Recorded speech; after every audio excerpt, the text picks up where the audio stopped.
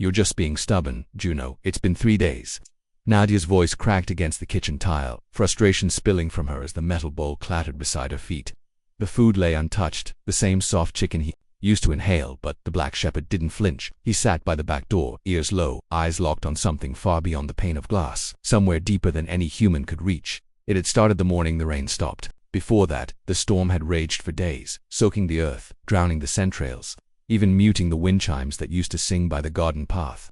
That morning, when the skies finally broke open into a wary sunlight, Juno had gone still. He didn't bark, he didn't wag, he didn't eat. At first Nadia thought it was the weather, then maybe illness, then grief. But grief made no sense, not unless you counted her father. Dad's been gone 6 weeks. She whispered aloud, mostly to herself, watching the dog's flank rise and fall. He didn't even like dogs. But Juno didn't move. Not when she called, not when she offered treats, not even when she placed her father's old gardening gloves near the door, thinking maybe the scent would stir something familiar. T. By the 4th day, she stopped trying to coax him. She just sat on the kitchen step, ankles pressed together, hands around a chipped mug of tea she never drank. The silence between them wasn't cold, it was heavy, the kind that hung in old houses, the kind made of memory in rooms no longer used. Then that afternoon, Juno stirred. He didn't bark, didn't pace. He simply rose, stiff-legged and deliberate, and pushed his snout against the door. Nadia stood, startled. She followed him as he made his way down the steps into the garden, the mud still soft from the rain. He walked with certainty, toward the back corner where her father used to plant winter jasmine, the same patch he'd refused to let anyone else touch. Even in his final months, when his hands trembled too badly to hold the spade, Juno stopped. He sniffed the soil once, twice, then began to dig. Not frantic, like when chasing a scent, not playful. This was slower, steady, like he remembered something. Nadia dropped to her knees. Juno, what are you doing? But the dog didn't look up. His paws worked with mechanical patience, pulling earth back in rhythmic scrapes. And then, something shifted beneath the dirt. A sound, not metallic, not bone, softer, fibrous. She reached in.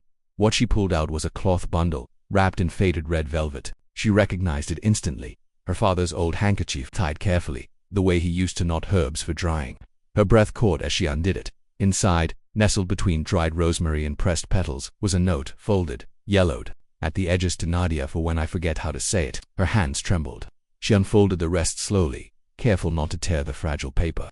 And as her eyes scanned the crooked, familiar handwriting, a letter of apology, of memories, of unspoken warmth her father had always struggled to voice. The tears came, not loud, not wrenching, just soft. Behind her, Juno sat back, ears flicking toward the wind. He didn't look at the letter. He didn't need to. He had remembered what she hadn't even known was missing. The rain returned that evening, but softer. This time, like a hush rather than a warning. Nadia stood by the kitchen window, the letter unfolded beside her on the table.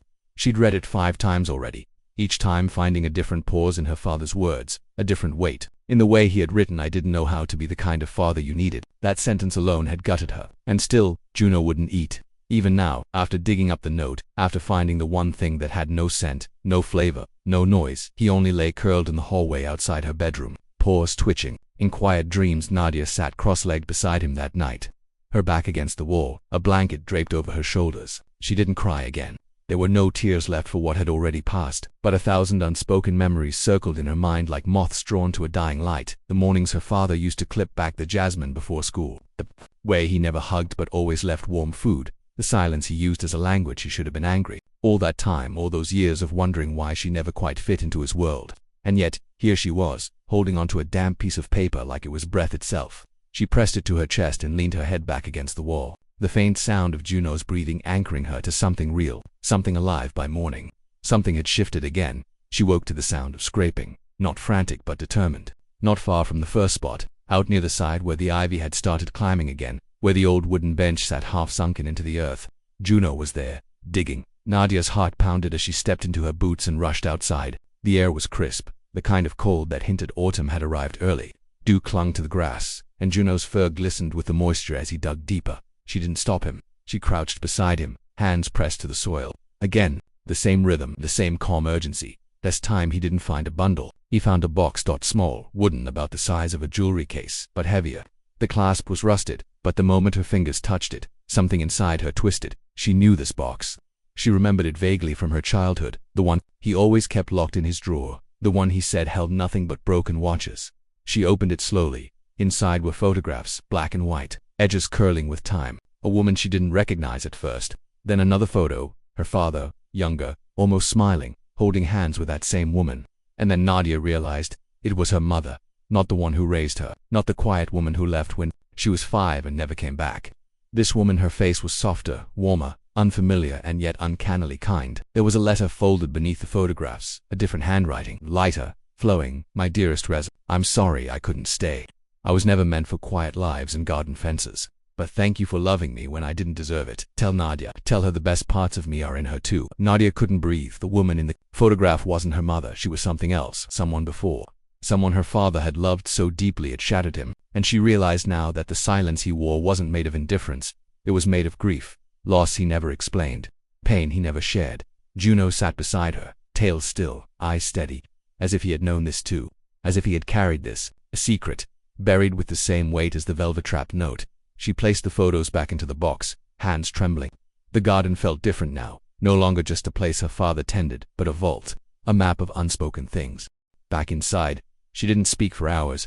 She simply watched Juno. He finally walked to his bowl. Not quickly, not with excitement, but with acceptance. He ate in slow, deliberate mouthfuls. And when he was done, he walked back to her side and placed his head gently on her knee. That evening, she brought out 2 chairs. She sat in one, Juno curled beside the other. The air smelled of wet stone and old jasmine. Somewhere in the distance, wind tugged at the chimes again, and for the first time in weeks, the house did not feel like it was holding its breath. It felt like it had begun to exhale. That evening, the wind picked up again, rustling through the half-dug garden and carrying with it the scent of damp soil and fading jasmine. Nadia sat on the kitchen step, the red velvet bundle still clutched in her lap. Juno lay stretched beside her, his body finally at rest, not asleep, but watchful in a quiet way, the kind of stillness that felt earned. Her eyes kept returning to the letter, already reread so many times that she could see every word behind her lids. For when I forget how to say it. Her father's scrawl was uneven, some letters trembling, others forceful. She remembered how toward the end, he'd stopped finishing sentences. Conversations ended mid-thought, but here, in ink and herbs, he had spoken in full. But what haunted her now wasn't the words. It was the date, scribbled at the bottom in shaky graphite, March 2nd. 1 week before his last collapse, he had written it, wrapped it, hidden it, but never said a word. She stood, her breath catching in the back of her throat, and looked out, over the back lawn where the garden lights flickered faintly, casting golden pools onto the grass. The same garden he'd refused to let them clean after the funeral. Said he wanted the soil to settle first. Said it wasn't time. Juno rose slowly and padded out toward the edge of the jasmine patch again. He sniffed the air once, then looked back at her with a quiet urgency. There was something unfinished in his gaze, something not yet unearthed. Nadia followed, heart pulsing with a slow dread. He started digging again, only a few feet from the first spot. She didn't stop him. She didn't speak. She just knelt beside him as the sky deepened into blue, and the last birds passed overhead. And then it came a hollow thunk. Would Juno backed away. Nadia reached in, fingers trembling, and brushed the dirt aside. It wasn't a box. It was a wooden picture frame, sealed in plastic, the kind used to protect things from rain. She lifted it out carefully. Inside was a faded photograph. Her as a child, maybe 7 or 8. Kneeling beside her first dog, an old terrier named Spindle. Her father was behind them, smiling, not posing, just caught mid-laughter, his hand resting lightly on her shoulder. Hadn't seen that photo in decades.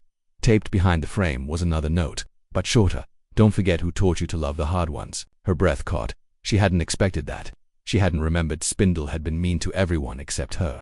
An old half-blind rescue that bit furniture and growled at the neighbors. Her mother had begged them to return him, but her father had stood firm.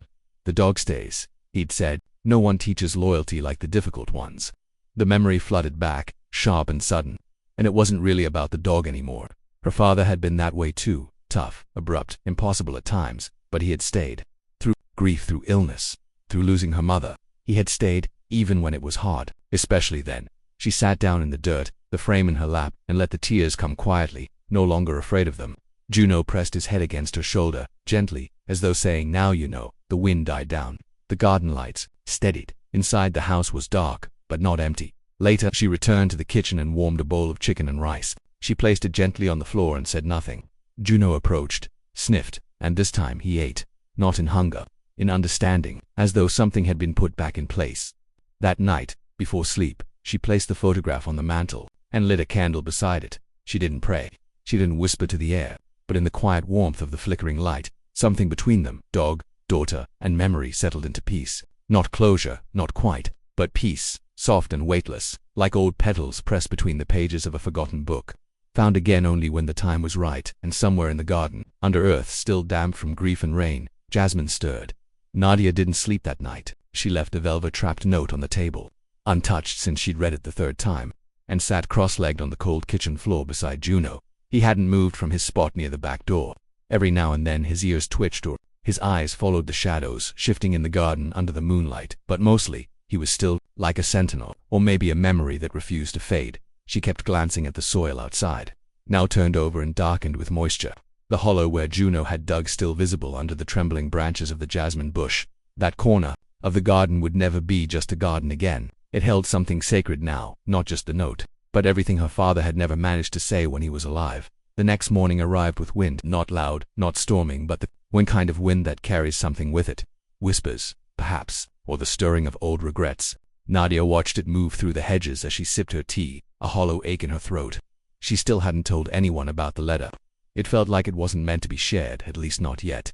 But Juno had changed again. He paced, that day, not aimlessly. His movements had direction, purpose. He kept returning to the garden, sniffing at the same patch and circling wider, occasionally looking back at Nadia like he was waiting for her to notice something he couldn't communicate. She tried to distract him. She laid his favorite blanket near the heater, brought out his chewed tennis ball, even tried a short walk, but none of it stuck. He was drawn to that patch like it was calling him.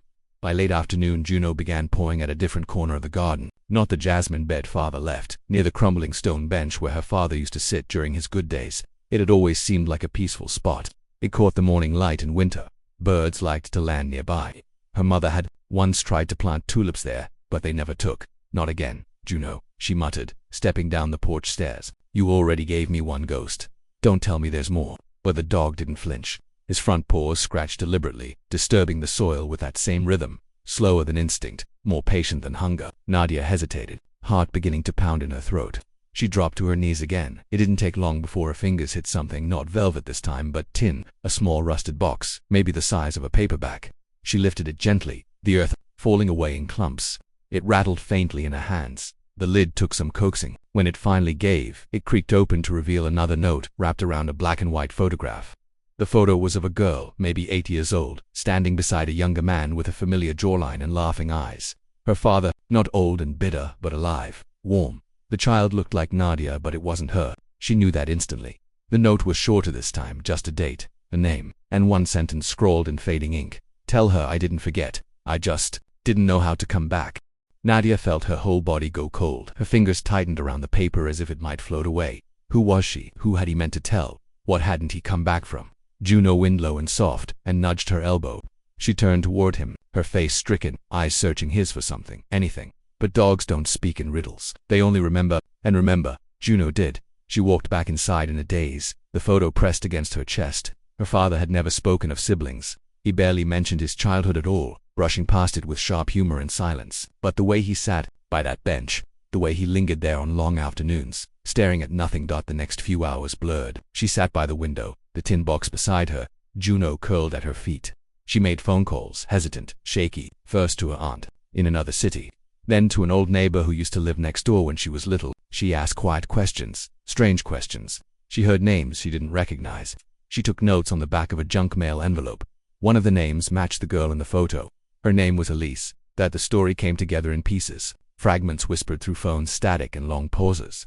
Her father had a sister. They'd been close, inseparable. But something happened. An accident, maybe, or a falling out. No one was sure anymore. Elise had left when she was 16, never returned. Her father had spent years trying to find her.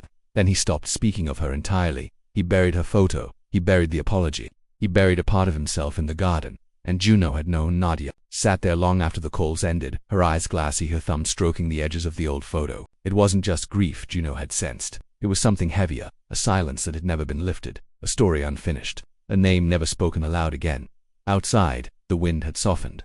The trees stood still, as if waiting. Nadia reached down, laid a hand gently on Juno's head. We'll find her, she whispered. I don't care how long it takes, we'll find Elise. And this time the dog wagged his tail. Just once. The next morning arrived wrapped in a strange stillness, the kind that settles after something has shifted, not loudly, but permanently. The soil near the stone bench was darker now, neatly pressed back into place, but Nadia could still see the faint edge of the hole Juno had dug. It felt wrong to cover it completely, like closing a chapter that still needed to be read. Again and again, she hadn't slept. Instead, She'd spent the night piecing together every mention, every silence, every odd glance her father had ever given that bench. The memories came like rain through a cracked roof, slow at first, then impossible to stop. She remembered the way he always lingered by the jasmine on her birthdays, how he'd kept a tin of dried herbs in his desk that didn't match anything he cooked, and how, once, in a moment of half-sleep, he'd whispered a name, not hers, not her mother's, just Elise, soft and broken, like a prayer he'd lost faith in. By mid-morning, she sat at the old kitchen table with the velvet cloth, the photo, the rusted box, and 2 cold cups of untouched tea. She didn't know what to do next. The aunt she had called the night before had promised to reach out to someone, a distant cousin maybe, who might still know where Elise had gone. But even if they found her, what would she say? Your brother buried your photograph beside the bench he sat on for 30 years, and our dog dug it up. And yet, it felt truer than any other version. Because Juno had done what no human in this family had dared to do. He'd unearthed what had been buried too. Long under shame and silence, he lay now beside the door again, this time resting, not tense, not watchful, just quiet, at peace. And that too broke something in her, because it meant his work was done. Later that afternoon, the call came. A woman's voice, older, hesitant, rough around the edges. Nadia, she froze. Yes, this is Elise. The silence between them was breathless. I got the message from Helen, about the photo, about your dog. I wasn't sure I should call, but here I am. Nadia couldn't speak for a moment. When she finally did, her voice cracked. He never stopped thinking about you. Elise didn't reply right away. Then, I thought he hated me after I left, after what happened. No one ever told me otherwise. He didn't know how to say it, Nadia whispered, but he remembered every day. He just didn't know how to come back. The woman on the other end exhaled softly, and your dog remembered for him. They spoke for nearly an hour about nothing, and about everything. Nadia learned Elise had lived a quiet life, worked in a library, raised a son who never knew he had an uncle. She'd never married. She said she'd always meant to return someday. She just never found the door back in. When they ended the call, it wasn't with promises or declarations, just a quiet agreement. Elise would come visit, not right away, but soon, when it felt right. That evening, Nadia sat on the porch with Juno. The sun was setting behind the trees, casting long golden bars across the garden. She leaned down, pressed her forehead to his, and whispered, "You gave him back to her." Juno licked her hand once, then settled against her side, the soft weight of him warm and steady. The garden had changed now, not in appearance, but in meaning. Every inch of soil held something sacred. The bench was no longer just old stone, it was a place of waiting. A place where a man had sat for decades with memories he didn't know how to bury or speak aloud. A place where a dog, who couldn't speak, had said more than any of them ever could. And for the first time in weeks, Nadia rose, walked inside, and placed the photo in a frame beside the kitchen window facing the garden, where the light could reach it every morning. She didn't cry.